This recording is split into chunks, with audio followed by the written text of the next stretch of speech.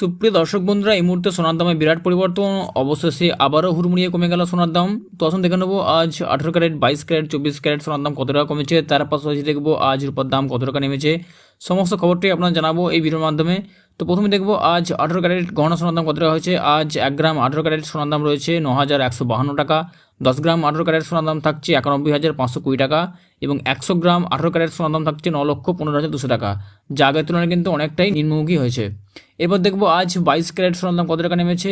আজ 22 ক্যারেট 1 গ্রাম সোনার দাম থাকছে 11,185 টাকা। 10 গ্রাম 22 ক্যারেট সোনার দাম রয়েছে 1,11,850 টাকা এবং 100 গ্রাম 22 ক্যারেট সোনার দাম থাকছে 11,18,500 টাকা, যা কিন্তু আগের তুলনায় অনেকটাই নিম্নমুখী হয়েছে। এরপর সরাসরি দেখবো আজ 24 ক্যারেট সোনার দাম কত টাকা নেমেছে। আজ 1 গ্রাম 24 ক্যারেট সোনার দাম রয়েছে 12,200 টাকা।